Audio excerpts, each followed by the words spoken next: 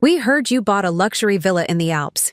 We came to live with you and make peace," my daughter-in-law declared at my door, pushing her luggage inside. I didn't block them. But when they walked into the main hall, they stopped cold at what they saw. They stood frozen at the sight. "I'm glad to have you here. Follow my story until the end and comment the city you're watching from, so I can see how far my story has reached."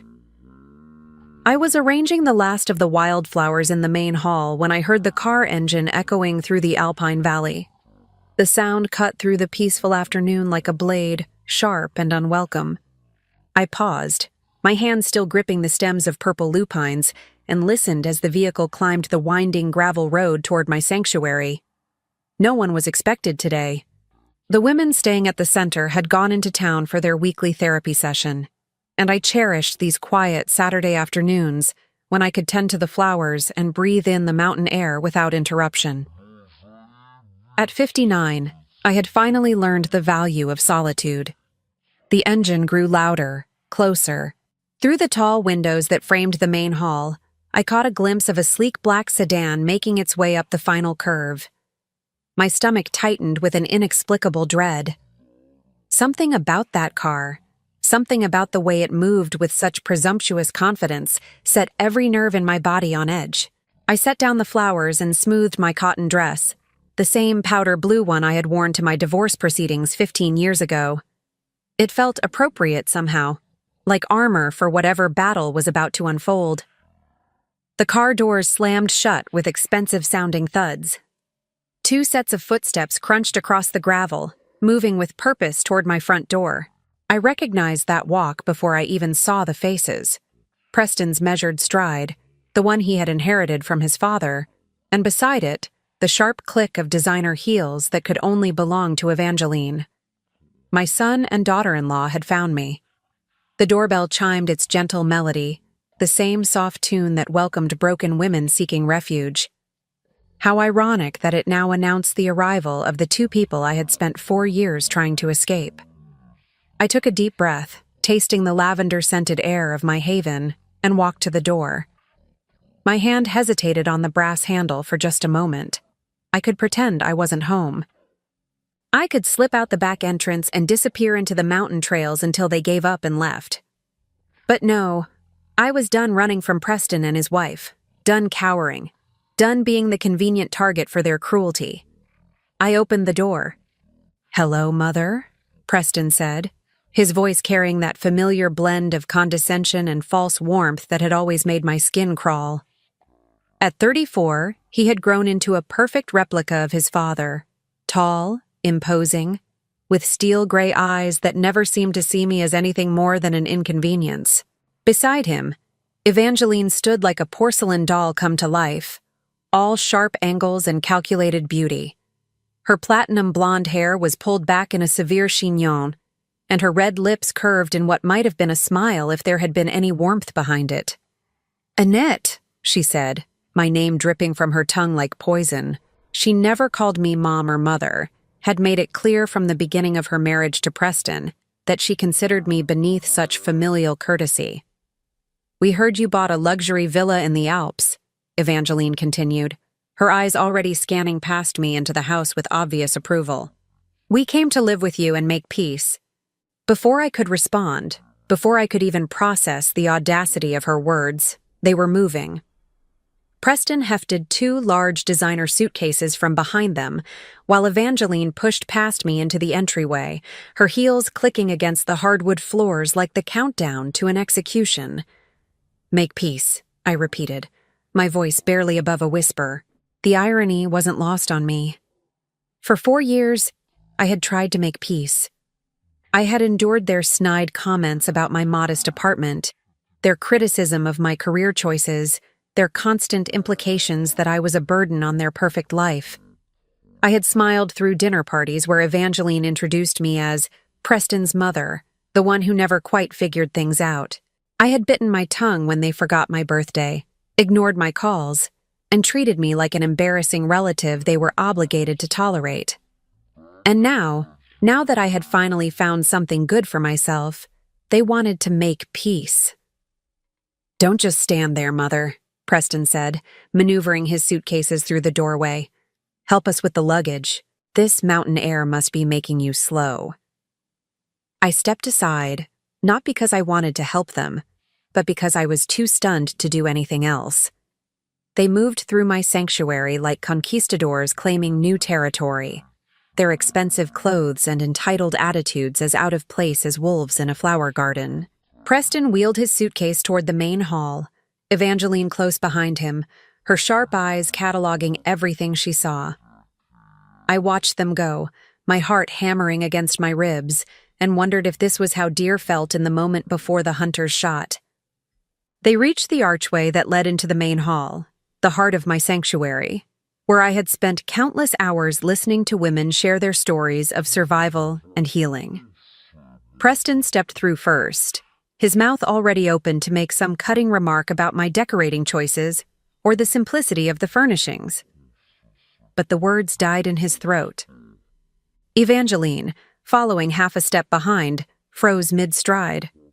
Her perfectly composed mask slipped for just an instant, revealing something that might have been confusion or shock.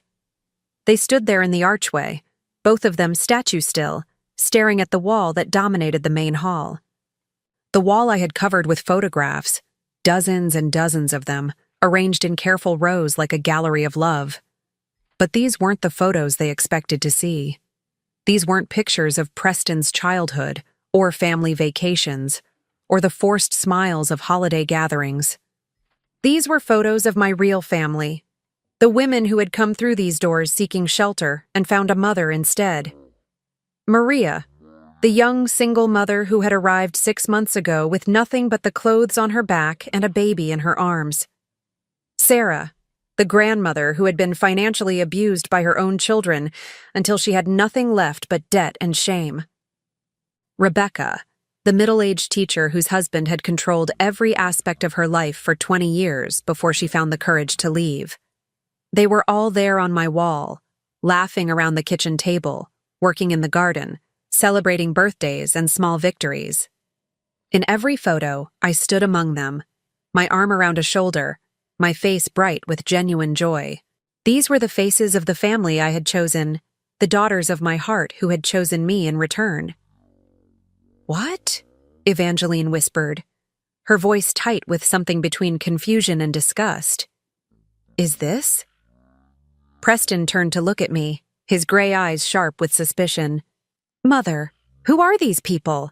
I stepped into the hall behind them, my spine straightening with each step. For the first time in years, I felt powerful in their presence. This was my space, my sanctuary, surrounded by the evidence of the life I had built without them. "These are my daughters," I said simply. The words hung in the air between us like a challenge. Preston's face darkened, and Evangeline's perfectly plucked eyebrows drew together in a frown. "Your daughters?" Preston repeated, his voice rising with indignation. "What the hell does that mean? I'm your only child." I looked at him, really looked at him, and saw not the little boy I had once rocked to sleep and nursed through fevers, but a stranger wearing his face.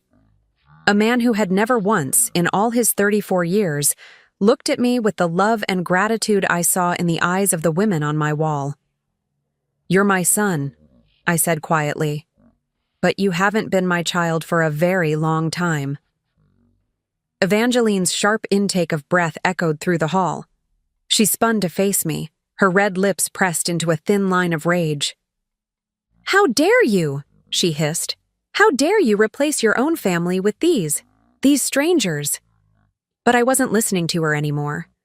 I was looking at the wall, at all those beautiful faces, and remembering why I had come here, why I had left behind everything familiar and comfortable to build something new. I had come here to save myself, and in doing so, I had learned to save others. Preston and Evangeline could bring their suitcases and their demands and their toxic sense of entitlement. They could try to colonize my sanctuary the way they had colonized my life for so many years. But they couldn't take away what I had found here. They couldn't destroy the family I had chosen, the love I had earned, the peace I had fought to build. Not anymore. I think," I said, my voice steady and calm. "We need to talk." The silence that followed my words was deafening. Preston stood rigid in the center of my main hall, his expensive suit looking absurdly formal against the backdrop of handmade quilts and wildflower arrangements. Evangeline had positioned herself near the fireplace, one manicured hand resting on the mantel as if she were claiming ownership of the space. "Talk about what exactly?" Evangeline's voice cut through the quiet like shards of glass. "About how you've been living some fantasy life up here while completely ignoring your real family?" I felt that familiar tightness in my chest, the same sensation I had experienced countless times during their visits over the years. The feeling of being small, wrong, somehow deficient in ways I could never quite identify or correct. But this time, something was different. This time, I was standing in my own sanctuary, surrounded by the evidence of the life I had built, the love I had earned. "My real family," I repeated slowly, tasting the words. "Tell me, Preston, when was the last time you called me? Not because you needed something, not because it was a holiday, but just because you wanted to hear my voice?" Preston's jaw tightened. "I don't have time for emotional manipulation, Mother. Evangeline and I have had a difficult year. My business has been struggling, and we thought it would be good for all of us to spend some time together." "Struggling," I said, the pieces beginning to fall into place. "Is that what you call it?" Evangeline shot Preston a warning look, but he was already talking, his words tumbling out with the careless confidence of someone who had never been denied anything he wanted. "The real estate market has been brutal," he said. "We've had to make some adjustments. Downsize the house, let the housekeeper go. It's been stressful.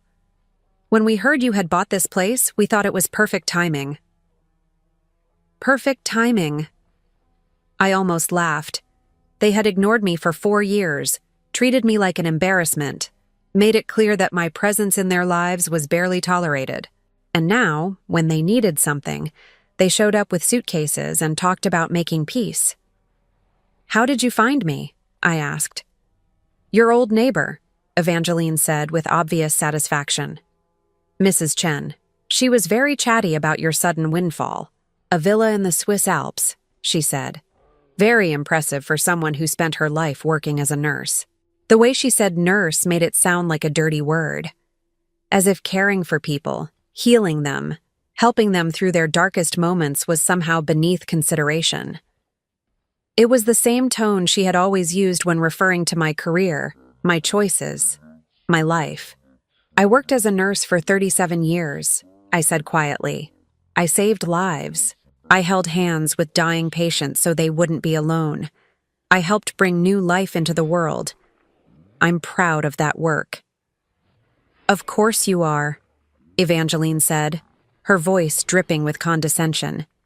"And now you get to play house with all these random women. How fulfilling for you." She gestured dismissively at the photographs covering the wall. In one frame, Maria beamed at the camera while holding her 6-month-old daughter. In another, Sarah knelt in the garden, her hands dirty with soil, her face bright with accomplishment. Every picture told a story of healing, of women finding their strength again after being broken by people who were supposed to love them. "They're not random women," I said, my voice growing stronger. "They're survivors. They've been through hell, and they're rebuilding their lives. Just like I was rebuilding mine." "Was rebuilding?" Preston caught the past tense immediately. "What does that mean?" I looked at him, this man who shared my DNA but seemed completely foreign to me, and made a decision. They had barged into my sanctuary demanding answers. They wanted the truth. They could have it. "It means I'm done rebuilding," I said. "I've built something beautiful here, something meaningful. Something that has nothing to do with either of you." Preston's face flushed red. "What the hell is that supposed to mean?" "It means that for 4 years, I've been learning what it feels like to be appreciated, to be needed, not for my money or my willingness to absorb abuse, but for who I am. These women see me as a source of strength, of wisdom, of comfort. They call me when they're scared, They ask my advice when they're confused. They celebrate with me when they have good news. I turned to look at the photographs again, my heart swelling with love for every face I saw. Maria was 19 when she got here, pregnant and homeless because her parents kicked her out for refusing to marry the man who assaulted her. She didn't speak English very well, and she was terrified of everything. I taught her to cook American food, helped her practice her English, held her hand during labor when her daughter was born. She calls me abuela now, grandmother. Evangeline rolled her eyes. How touching. But I wasn't finished. Sarah's children stole her retirement money and then dumped her in a state nursing home when she couldn't afford her mortgage anymore. She was suicidal when she arrived here. Now she runs our garden program and teaches the younger women about financial literacy so they never have to depend on anyone the way she depended on her kids. Mother, this is all very interesting, Preston interrupted. But I don't see what it has to do with us. We're here to reconnect as a family. Reconnect, I repeated. When were we ever connected, Preston? Really connected? Not just sharing a last name or showing up for obligatory holidays, but actually connected. He opened his mouth to answer, but nothing came out. The silence stretched between us, filled with the weight of all the years we had spent being strangers to each other. You want to know the truth? I continued. The truth is that you and your wife have treated me like garbage for years. You've made it clear that I embarrass you, that my life is somehow lacking, that I'm a burden you're forced to carry. And I accepted it. I told myself that family was family, that blood mattered more than how you treated me. My voice was rising now, 30 years of swallowed words finally breaking free. But these women taught me something. They taught me that family isn't about DNA or legal obligations. It's about love, respect, mutual support. It's about showing up for each other not just when it's convenient, but when it's hard. It's about seeing the best in each other instead of constantly pointing out flaws. Oh, please, Evangeline snapped. Spare us the inspirational speech. You're living in some kind of delusion if you think these charity cases are your real family. Charity cases? The words hit me like a slap. Is that what you think? That these women are somehow less than you? Aren't they? She shot back. Homeless women, addicts, abuse victims. What exactly do they contribute to your life besides making you feel needed? I stared at her, this woman who had married into my family and spent years systematically dismantling my relationship with my son. This woman who measured human worth by bank accounts and social status, who saw kindness as weakness and compassion as foolishness. They contribute everything, I said quietly. They contribute honesty, gratitude, love without conditions. They contribute their stories, their strength, their hope. They contribute the kind of family bond that can't be bought or inherited. It has to be earned. I walked closer to the wall of photographs, my fingers tracing the frame around a picture of all of us together at Christmas last year. We had made dinner from scratch, sung carols around the piano, exchanged handmade gifts.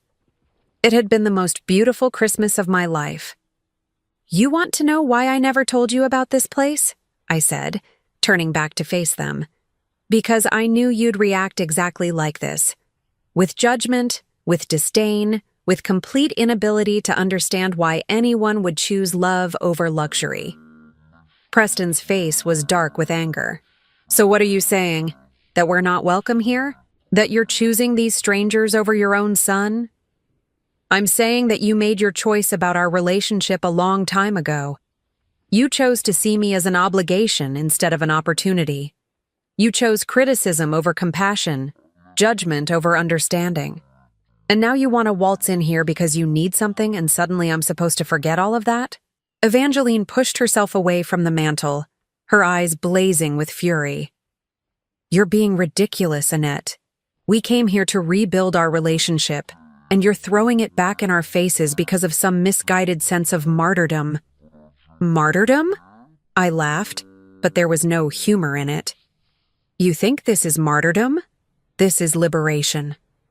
For the first time in my adult life, I'm surrounded by people who value me for who I am, not what I can provide them. The truth was pouring out of me now like water from a broken dam. All the years of hurt, of trying to be good enough, of accepting crumbs of affection and calling it love. You want to stay here? I continued. Fine, but you need to understand what this place is. This isn't a luxury villa where you can hide from your problems and expect me to take care of you. This is a recovery center for women who have been abused, neglected, and abandoned by their families. I saw Preston's face change, saw understanding dawn in his eyes along with something that looked like horror. You don't live in a luxury villa at all, do you? He said slowly. I smiled, and for the first time since they had arrived, I felt completely at peace. No, Preston, I don't. The color drained from Preston's face so quickly I thought he might faint. Evangeline's perfectly applied makeup couldn't hide the shock that flickered across her features before she quickly composed herself, but not before I caught it, that moment of pure panic. What do you mean you don't live in a luxury villa? Preston's voice cracked slightly on the last word. I walked to the large windows that overlooked the valley, where the afternoon sun cast long shadows across the meadow. From here you could see the small cabins scattered throughout the property, each one a safe haven for women rebuilding their lives. I mean exactly what I said. This isn't my private residence, Preston. This is Haven Springs Recovery Center. I founded it 3 years ago with my life savings, and a loan I'm still paying off. The silence behind me was so complete I could hear the grandfather clock in the corner ticking away the seconds. Finally, Evangeline found her voice. Recovery center for what? The words came out strangled, as if she already knew the answer but desperately hoped she was wrong. I turned back to face them. These two people who had driven 4 hours into the mountains expecting to find luxury and comfort, only to discover they had stumbled into something they couldn't understand or control. For women escaping domestic violence, for mothers who lost everything protecting their children, for elderly women whose own families abandoned them after draining their bank accounts. I paused, letting each word sink in. For women like me, who spent decades being told they weren't good enough, smart enough, important enough to deserve respect. Preston sank into one of the worn but comfortable armchairs we had arranged in a circle for group therapy sessions. His expensive suit looked ridiculous against the hand-knitted throw pillows, like a snake trying to hide among flowers. But Mrs. Chen said you had money, he said weakly. She said you bought a villa. I did buy this property for $300,000, which represented every penny I had saved over 37 years of nursing, every overtime shift, every holiday I worked instead of taking vacation, every sacrifice I made thinking I was building something for your future. The irony wasn't lost on me. All those years I had denied myself small pleasures, telling myself I was being responsible, saving for Preston's education, for his wedding, for the grandchildren I hoped to spoil someday. Instead, I had finally spent that money on myself, on creating something meaningful. 300,000? Evangeline's voice was barely above a whisper. That's all? The naked disappointment in her tone might have hurt me once. Now it just confirmed everything I had suspected about their motivations for this unexpected visit. I'm sorry to disappoint you, I said dryly. I know you were probably hoping for something a bit more substantial. Preston's head snapped up. That's not. We didn't come here for money. But his denial was too quick, too defensive. And Evangeline's face had gone pale beneath her foundation, the carefully applied rouge standing out like war paint on her suddenly ashen cheeks. Of course you did, I said, and for the first time in years, I felt completely calm in their presence. The question is, how much trouble are you in? Preston's mouth opened and closed like a fish gasping for air. Evangeline shot him a warning look that could have frozen fire, but it was too late. The truth was written all over his face. We're not in trouble, Evangeline said quickly. We've just been going through a rough patch. Preston's real estate business is cyclical, and we thought it would be nice to spend some time with family while things turn around. Family. The word felt foreign coming from her lips. In 8 years of marriage to my son, Evangeline had made it crystal clear that I was not her family. I was Preston's unfortunate baggage, a reminder of his humble beginnings that she tolerated out of necessity. "How much do you owe?" I asked directly. "Mother, that's inappropriate," Preston started, but I cut him off. "Inappropriate? You show up at my door uninvited with enough luggage for an extended stay, talking about making peace after years of treating me like an embarrassment. And you think my question is inappropriate?" I walked closer to where he sat, this man I had raised, whose fevered forehead I had cooled, whose nightmares I had chased away. When had he become such a stranger? "I spent 15 years married to your father," I said quietly. "I know what desperation looks like. I know how it feels to have creditors calling, to lose sleep over bills you can't pay, to smile and pretend everything is fine when your world is crumbling." Preston's face crumpled, and for a moment I saw the scared little boy he used to be. $53,000, he whispered. $53,000 in what? Credit card debt? Business loans? "Credit cards," Evangeline answered, her voice tight with shame. "And some personal loans. The business hasn't turned a profit in 18 months. We've been living on credit, thinking things would turn around." I felt a familiar tightness in my chest, the same feeling I used to get when Preston was small and had hurt himself. The instinct to fix, to help, to make the pain go away. But I was older now, and hopefully wiser. "So you decided to come here and what? Move in with me until you got back on your feet? Live off my generosity while you figured things out? We thought we could help each other," Preston said, his voice gaining strength as he warmed to his story. "You're getting older, living alone up here in the mountains. It seemed like we could provide companionship, help with maintenance, maybe contribute to expenses." "Contribute to expenses," I repeated. "With what money?" The question hung in the air like smoke from a dying fire. Through the large windows, I could see Sarah in the garden, teaching 2 of the newer residents how to plant herb seedlings. She was 68 years old, her hair silver white in the afternoon sun, her face creased with laugh lines earned through surviving her children's betrayal and finding joy again. "You want to know the difference between you and the women who live here?" I said, my voice soft but steady. "They're honest about their situations. They don't show up with elaborate stories about wanting to spend time together or help each other. They say, 'I have nowhere to go. I have nothing left. I need help.' They ask instead of demanding. They're grateful instead of entitled." Evangeline's composure finally cracked. "Entitled? How dare you? We're your family." "Are you?" I turned to face her fully. "Because family doesn't disappear for months at a time and then resurface only when they need something. Family doesn't make cutting remarks about someone's career choices or living situation. Family doesn't treat holiday visits like obligatory chores to be endured." "We've been busy," Preston protested weakly. "Too busy to call. Too busy to write. Too busy to remember my birthday 3 years running. But not too busy to Google my address and drive 4 hours when you thought I might have something you could use." The truth was settling over the room like dust after an explosion. All the pretense, all the careful words about reconciliation and family bonds had crumbled away to reveal the naked reality underneath. "You know what the saddest part is?" I continued, looking at Preston with genuine sorrow. "I would have helped you.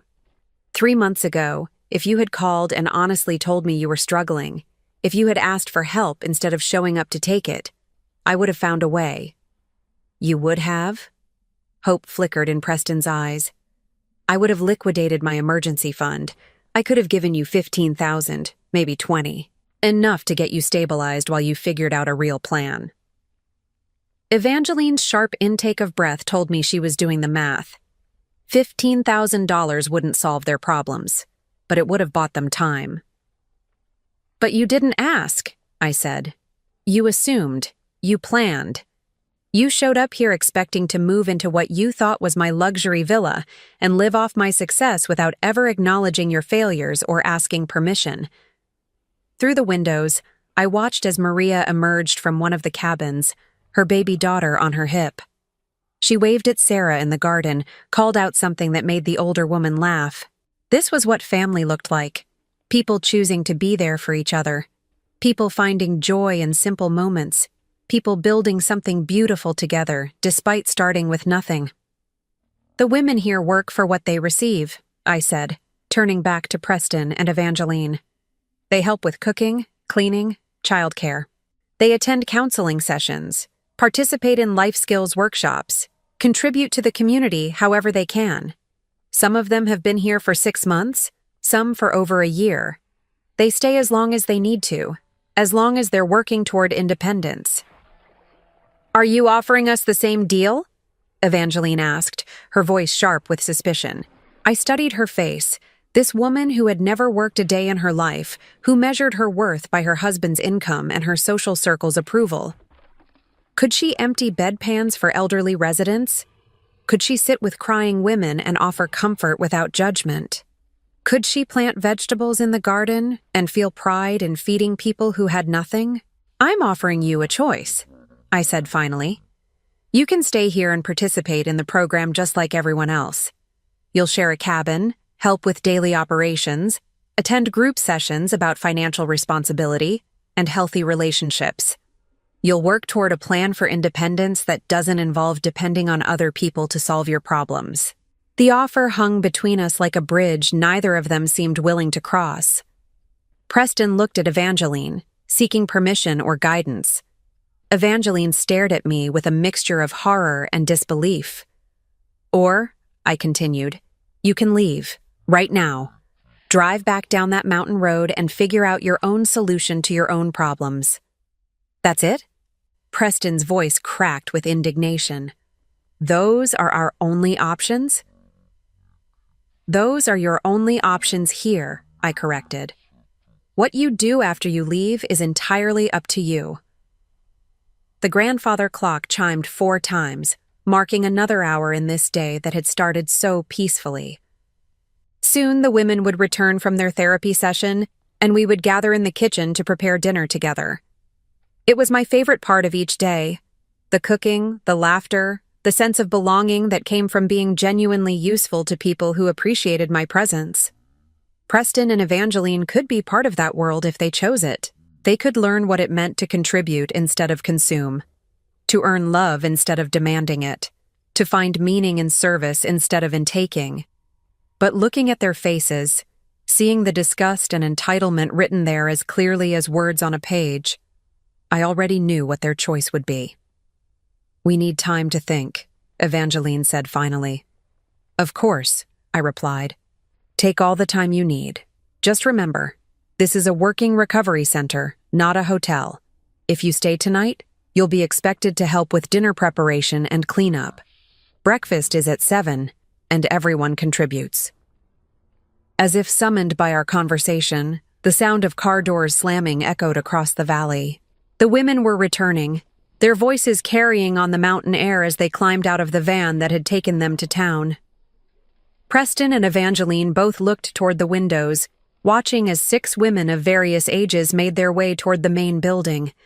They moved like people who belonged here, comfortable in their surroundings, at home in their sanctuary. Think carefully about your choice, I told my son and his wife. Because whatever you decide, it's going to change everything.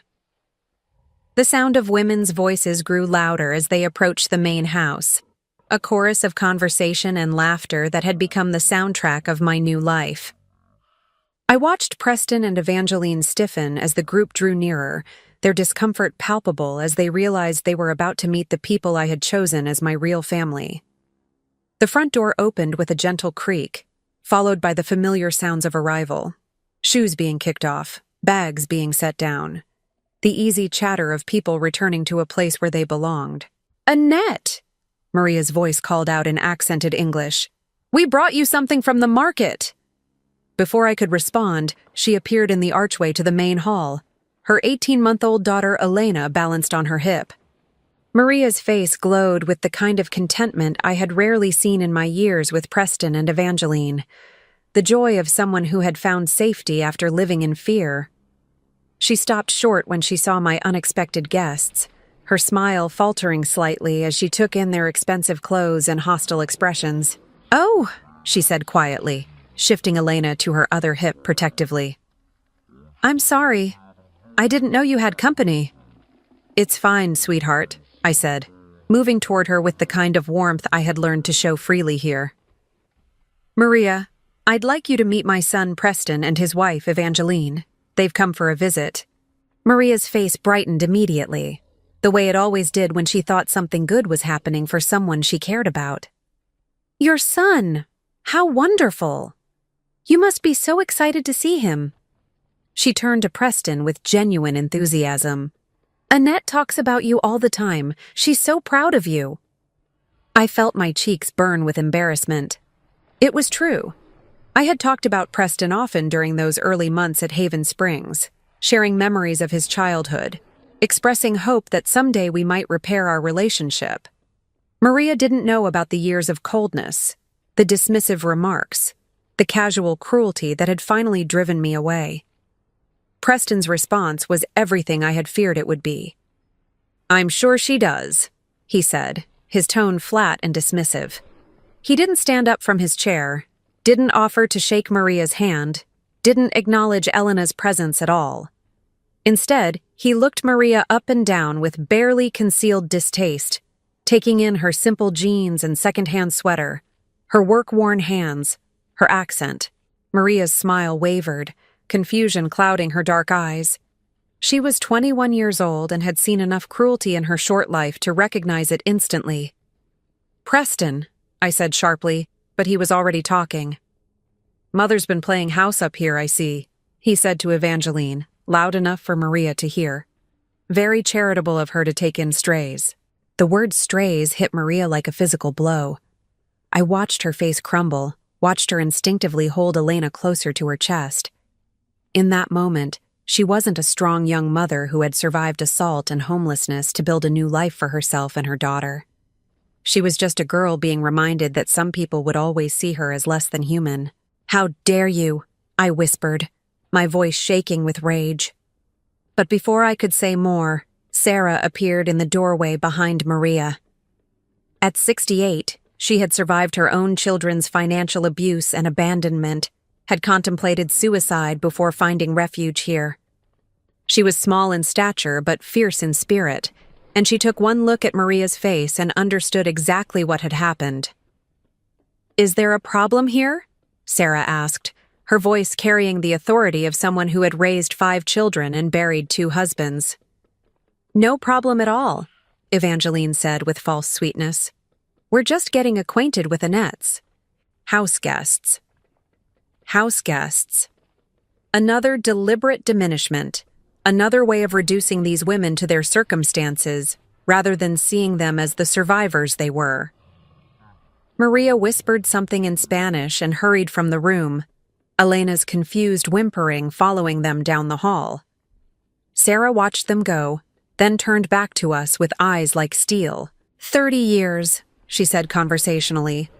That's how long I put up with my children treating me like garbage, making jokes about my intelligence, rolling their eyes when I spoke, acting like I was a burden they were forced to carry.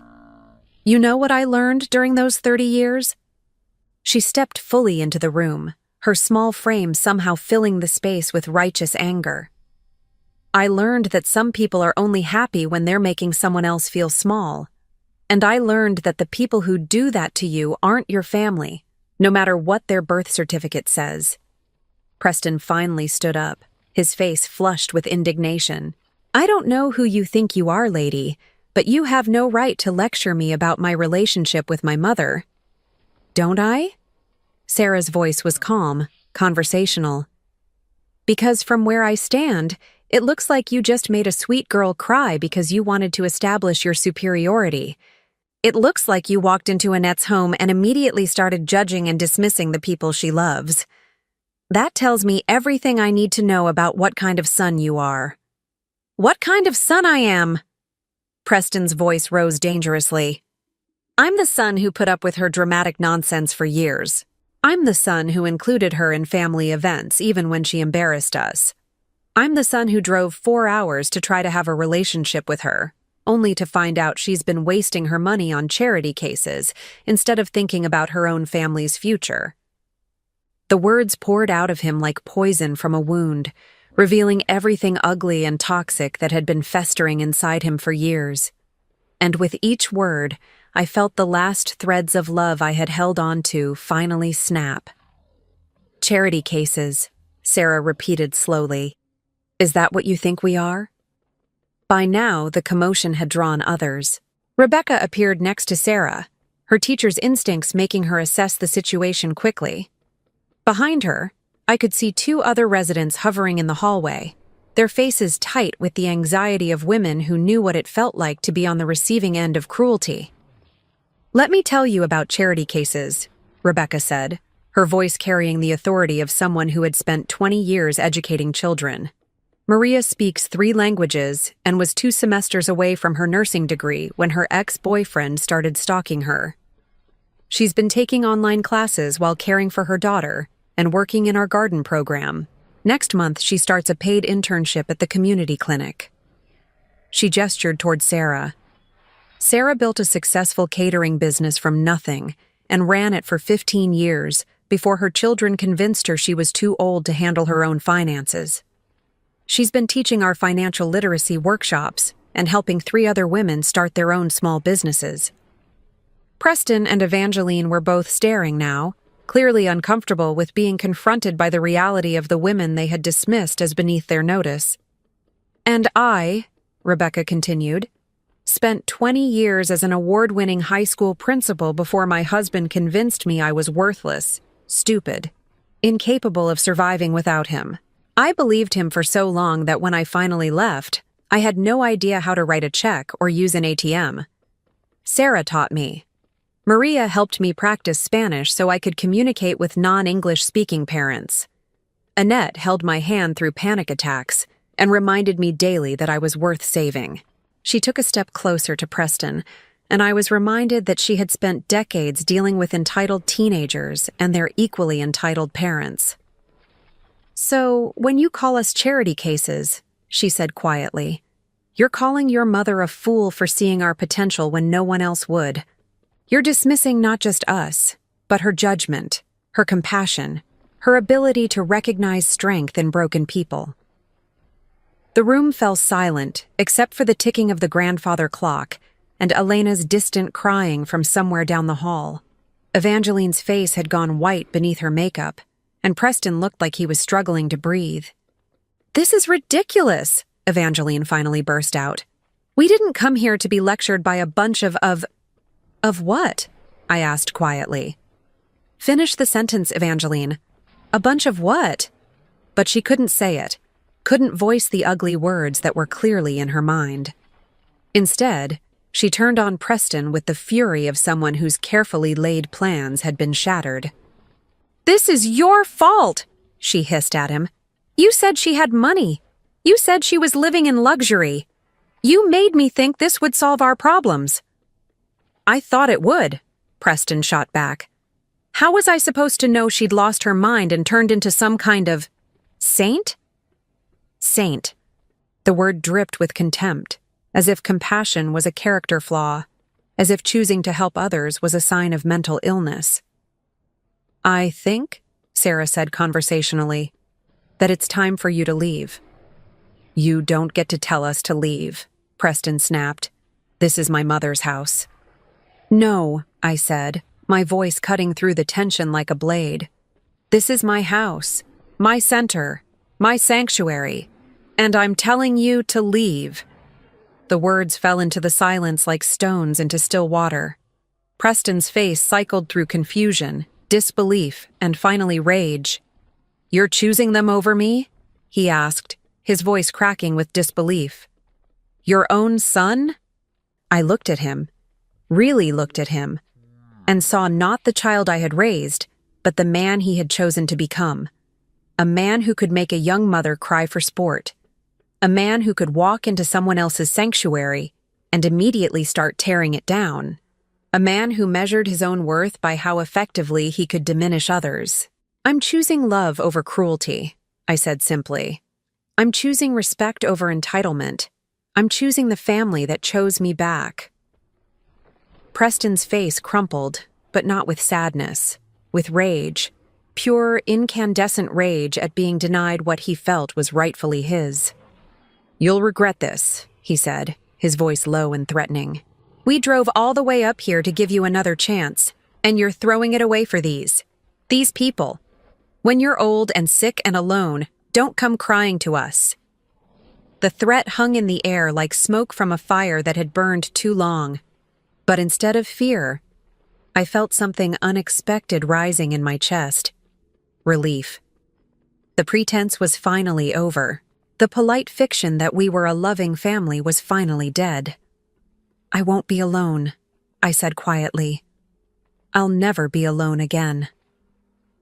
And as if summoned by my words, I felt a small hand slip into mine. Maria had returned, her face still streaked with tears, but her chin raised with defiant courage. Elena was balanced on her other hip, reaching her tiny fingers toward the colorful scarf Sarah wore around her neck. One by one, the other women moved closer, not crowding, not threatening, just there, present, supportive, ready to stand with me against whatever came next. Looking at their faces, at Maria's determined courage, at Sarah's fierce loyalty, at Rebecca's quiet strength, I realized that Preston was wrong about one thing. This wasn't the end of my family. This was the moment it truly began. The silence that followed my words stretched like a taut wire, ready to snap. Preston stood frozen in the center of my sanctuary, his face cycling through emotions I had never seen before. Shock, rage, and something that might have been fear. Evangeline clutched her designer purse like a shield, her knuckles white against the leather. Around me, my chosen family waited. Maria's small hand remained steady in mine, her presence a reminder of everything I had built here. Sarah stood with her arms crossed, her weathered face set in determination. Rebecca positioned herself slightly in front of the other women, her teacher's instincts making her protective of those she saw as vulnerable. "You can't be serious," Preston finally whispered, his voice hoarse with disbelief. "You're actually choosing these strangers over your own blood?" "Blood doesn't make family," Sarah said quietly, her words carrying the weight of 68 years of hard-won wisdom. "Love does. Respect does. Being there for each other when it matters, that makes family." Preston whirled on her, his face contorting with ugly rage. "Nobody asked you, old woman. This is between me and my mother." The words hit Sarah like a slap. I saw her flinch, saw the hurt flash across her features before she could hide it. At 68, she had been called worse things by her own children, but it still cut deep. That was the moment something inside me finally broke. Not shattered. That had happened years ago, slowly, piece by piece with each dismissive comment and cruel slight. This was different. This was the clean, sharp break of a chain that had bound me for too long. "Get out," I said, my voice deadly calm. Preston blinked. "What?" I said, "Get out, now, both of you." "Mother, you can't be—" "I can, and I am." I stepped forward, still holding Maria's hand, drawing strength from her presence. "You have exactly 5 minutes to gather your belongings and leave my property." Evangeline finally found her voice, though it came out shrill and desperate. "You're making a huge mistake, Annette. We came here to help you, to be a family, and you're throwing it away for these people who are just using you." "Using me?" I almost laughed. "Maria gets up at 5 every morning to help prepare breakfast for everyone. She's learned to can vegetables from our garden so we have food through the winter. She reads to the elderly woman in cabin 3 who has failing eyesight. How exactly is she using me?" "She's homeless," Evangeline shot back. "She has nowhere else to go. Of course she's going to act grateful and helpful. What choice does she have?" Maria's grip tightened on my hand, But when I looked at her, I saw not hurt, but pity. Pity for a woman who couldn't understand that gratitude could be genuine, that help could be offered without expectation of repayment. "You're right," Maria said quietly, her accent making her words sound like music after Evangeline's harsh tones. "I was homeless. I had nowhere to go. But Annette didn't just give me a place to sleep, she gave me hope. She saw something in me that I couldn't see in myself." She shifted Elena to her other hip, the little girl babbling contentedly as she played with her mother's necklace. "Before I came here, I thought I was broken, used up. That man, he made me believe I was nothing. But Annette, she told me every day that I was strong, that I was worthy of love, that I had a future. She helped me see that what happened to me didn't define me." Maria's voice grew stronger as she spoke, the tremor of old fear replaced by quiet confidence. "Next month, I start working at the clinic full-time. In 2 years, I finish my nursing degree.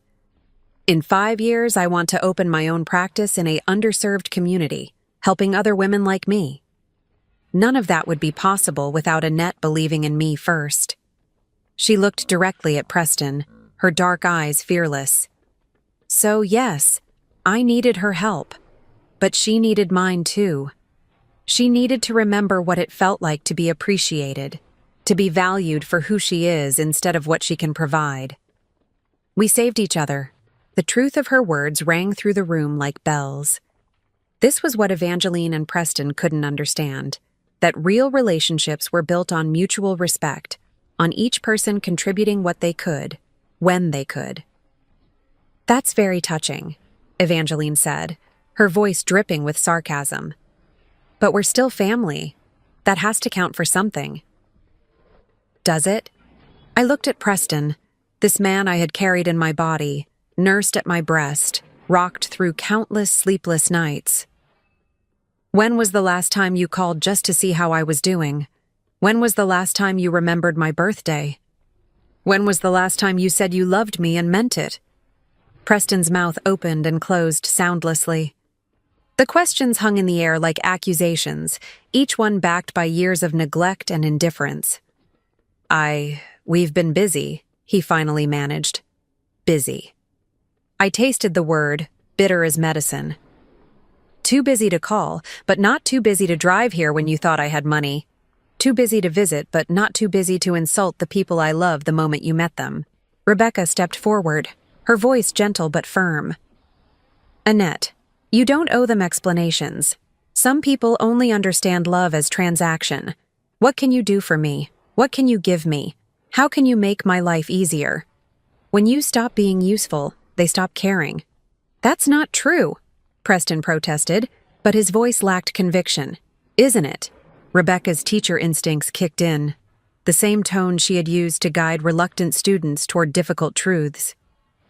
"When's the last time you asked about her interests, her health, her happiness? When's the last time you offered to help her with something instead of expecting her to help you?" The questions came like arrows finding their target. Preston's face flushed red, then drained to pale.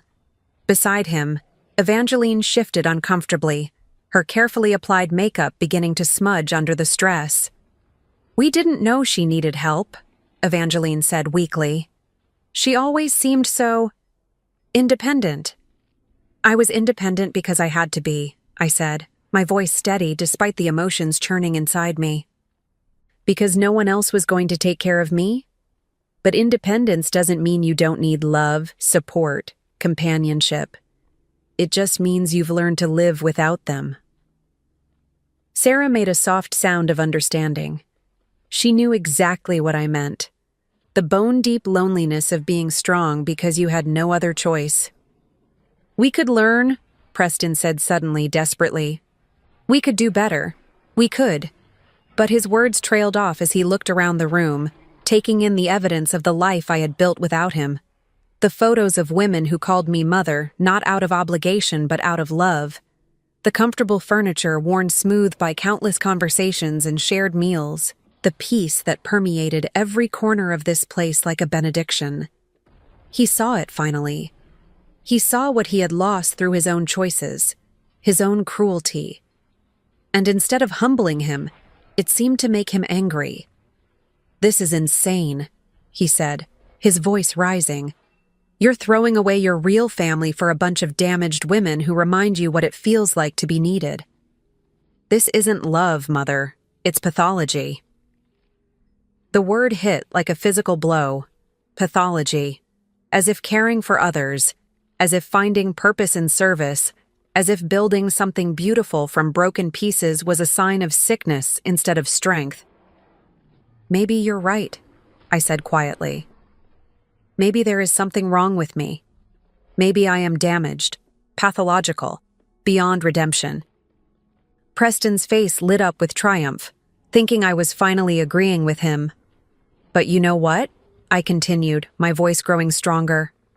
"I'd rather be broken and surrounded by love than whole and surrounded by people who only care about what I can do for them." The triumph faded from Preston's face like water from a broken cup.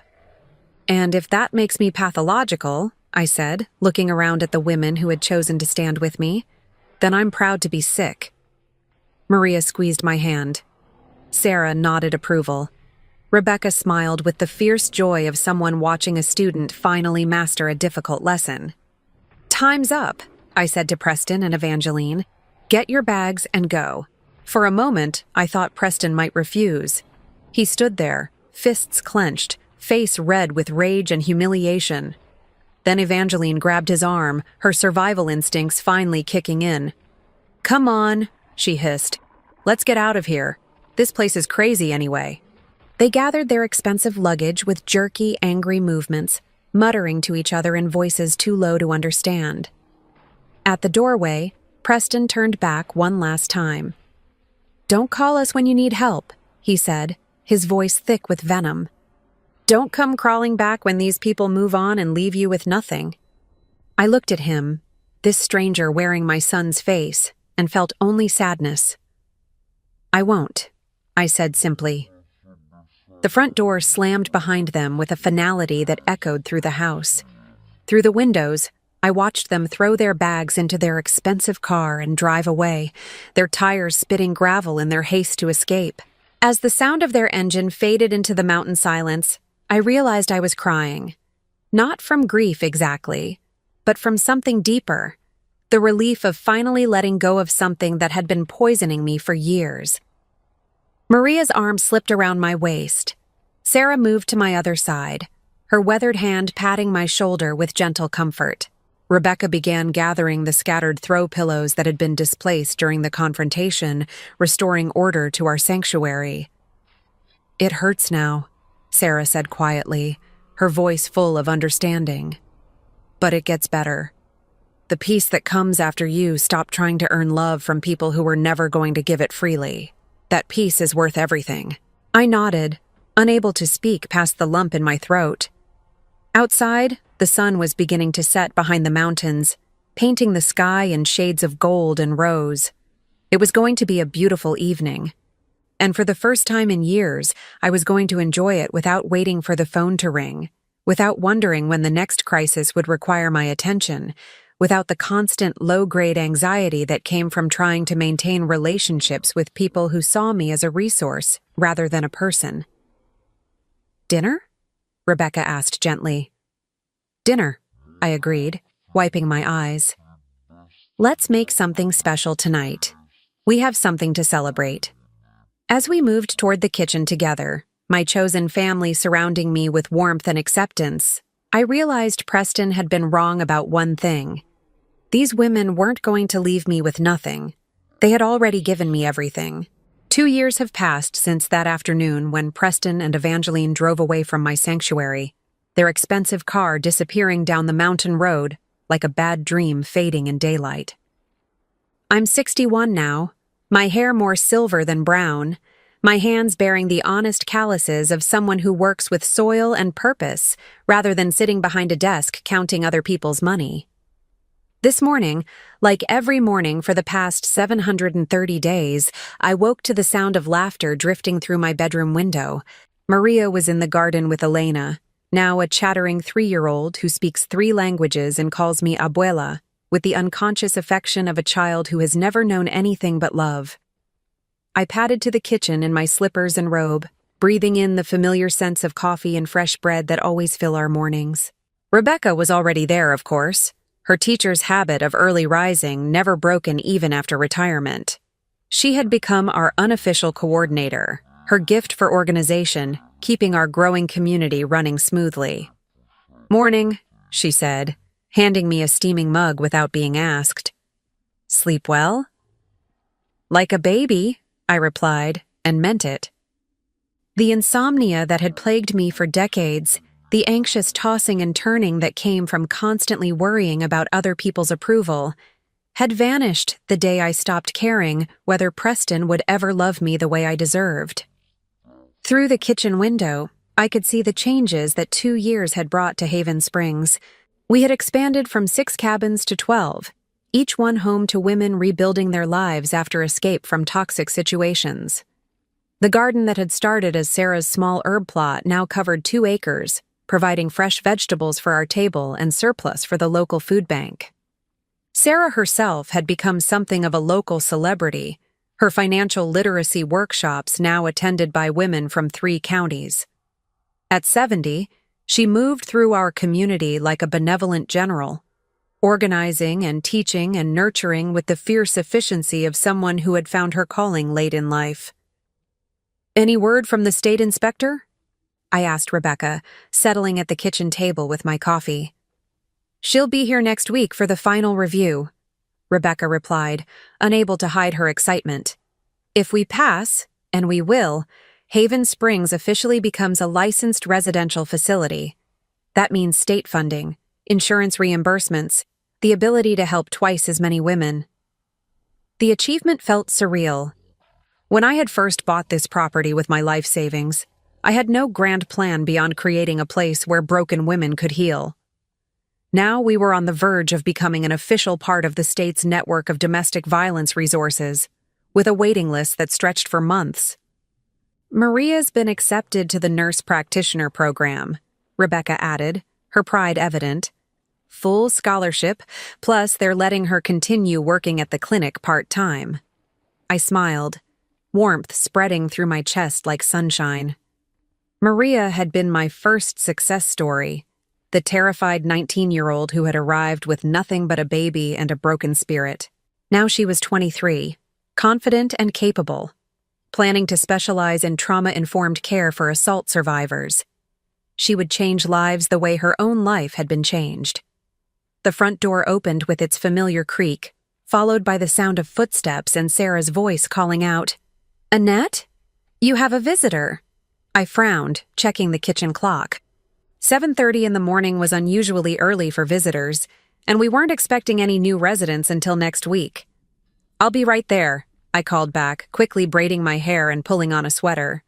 Rebecca followed me to the main hall, where Sarah stood near the entrance wearing an expression I couldn't quite read.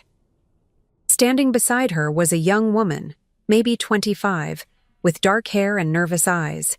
She clutched a small overnight bag in one hand and a folded piece of paper in the other. "This is Jennifer," Sarah said gently. "She says someone told her about us, recommended she come here." Jennifer looked up at me with the hollow-eyed desperation I had seen so many times over the past 2 years. Whatever her story was, it had left her worn thin, fragile as old paper. "Who recommended us?" I asked, keeping my voice gentle. Jennifer's mouth worked soundlessly for a moment. Then she held out the folded paper with shaking hands. "This woman at the emergency room," she said. "She said you might be able to help me." I took the paper and unfolded it, recognizing the letterhead of St. Mary's Hospital downtown. At the bottom, in careful handwriting, was a note. "For Jennifer, please contact Haven Springs Recovery Center. Tell them Dr. Maria Valdez sent you. They saved my life. They can save yours too. M." My breath caught in my throat. Dr. Maria Valdez. Maria had finished her nursing degree 6 months ago and was working at the hospital emergency room while studying for her nurse practitioner certification. She was using her position to help other women the way she had been helped, creating a network of healing that stretched far beyond our mountain sanctuary. "Dr. Valdez," I said, my voice thick with emotion. "Yes, we know her well. Jennifer, welcome to Haven Springs." The relief that flooded the young woman's face was worth every sleepless night, every dollar spent, every moment of doubt I had endured building this place. As Rebecca led Jennifer toward the intake office, my phone buzzed with a text message. I glanced at the screen and felt my heart skip a beat. Preston. For 2 years, he had respected my demand for no contact. No calls, no emails, no surprise visits. Nothing but blessed silence that had allowed me to heal and grow without the constant drain of his negativity. I hesitated, then opened the message. "Mom, I know you don't want to hear from me, but I need you to know something. Evangeline and I are getting divorced. I've been in therapy for 6 months, trying to understand why everything in my life keeps falling apart. I think I finally do. I was wrong. About everything. I'm not asking for forgiveness or for you to take me back. I just wanted you to know that I see now what I threw away. I hope you're happy. I hope you found the family you deserved. P."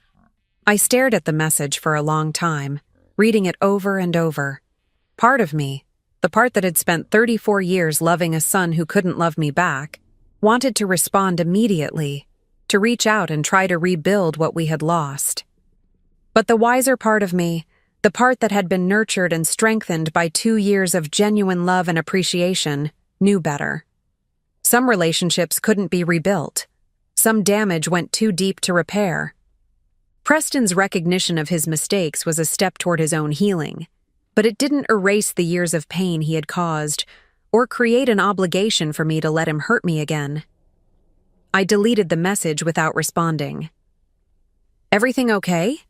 Rebecca asked, returning from getting Jennifer settled. "Everything's perfect," I said, and meant it completely. Later that morning, I stood in the garden with Elena, teaching her to identify the different herbs by smell while Maria worked nearby, her stethoscope visible in the pocket of her scrubs. She was between shifts at the hospital, using her break to help with the greenhouse project. "Abuela," Elena said suddenly, tugging on my hand. "Why do the sad ladies come here?" "Out of the mouths of babes." I knelt down to her level, studying her serious little face. At 3, she was already remarkably perceptive, having grown up surrounded by women who were healing from trauma. "Because sometimes," I said carefully, "people get hurt by other people who are supposed to love them. And when that happens, they need a safe place to remember how strong they are." Elena nodded solemnly, as if this made perfect sense to her. "Like when I fall down and Mama kisses it better?" "Exactly like that," I said, my throat tight with emotion. "Except sometimes the hurt is on the inside, so it takes longer to heal." "But you help them," Elena said with the absolute confidence of a child who had never known anything but security and love. "We help each other," I corrected gently. "That's what family does." As if summoned by the word family, Sarah appeared around the corner of the greenhouse, her arms full of fresh lettuce for lunch. Behind her came Jennifer, looking less hollow-eyed already after just a few hours in our sanctuary. "Lunch in 20 minutes, Sarah announced. "Jennifer's going to help me make soup." I watched them head toward the kitchen together. This 70-year-old woman who had survived financial abuse from her own children, now mentoring a young woman just beginning her journey to freedom. It was beautiful in its simplicity. Broken people helping other broken people, creating something whole and healthy from their shared pain.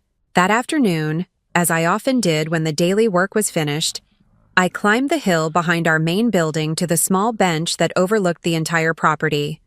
From here, I could see all 12 cabins, the expanded garden, the workshop where women learned job skills, the playground where children like Elena could be children without fear. It was a far cry from the luxury villa Preston and Evangeline had expected to find. There was no marble, no designer furniture, no expensive art. But there was something more valuable than any of those things: peace. The kind of deep, soul-level peace that came from living according to your values, from being useful to people who genuinely appreciated your presence. My phone buzzed again, and for a moment my chest tightened, thinking it might be another message from Preston. But this one was from an unknown number. "Mrs. Annette, this is Carol Williams. Dr. Valdez gave me your information. I'm a caseworker with Child Protective Services, and I have a mother and 2 young children who need immediate placement. Is there any way?" I smiled, already mentally rearranging sleeping assignments to make room for 3 more people who needed sanctuary. This was how it worked now. One success story leading to another. One healed woman reaching back to help the next one. An ever-expanding network of healing and hope. As the sun began to set behind the mountains, painting the sky in shades of rose and gold, I remained on my bench, listening to the sounds of my chosen family preparing dinner together. Laughter drifted from the kitchen windows, along with the clatter of dishes and the buzz of easy conversation. Preston had been wrong about so many things, but perhaps most wrong about this. These women hadn't used me and moved on. They had stayed, in their way. Even those who had graduated from our program and moved into independent lives maintained connections, sending photos and updates, bringing their children for visits, contributing to our community in whatever ways they could. Maria would finish her nurse practitioner degree and likely move away to start her practice. But she would always be my daughter in the ways that mattered. Sarah would age and eventually need care herself, but she would do it surrounded by the love she had earned through service. Rebecca would continue teaching and guiding, sharing her wisdom with each new group of women who needed to learn that they were worth saving. And I would continue to be exactly what I had always been meant to be. Not just a mother, but a nurturer. Not just a provider, but a protector. Not just someone who gave love, but someone who received it in return. The mountain air was crisp and clean, carrying the scent of wood smoke from our fireplace and the last flowers of the season. As I finally rose from my bench to rejoin my family for dinner, I realized that Preston had been right about one thing. I had found the family I deserved, and they had found me. Now I'm curious about you who listened to my story. What would you do if you were in my place? Have you ever been through something similar? Comment below. And meanwhile, I'm leaving on the final screen 2 other stories that are channel favorites, and they will definitely surprise you. Thank you for watching until here.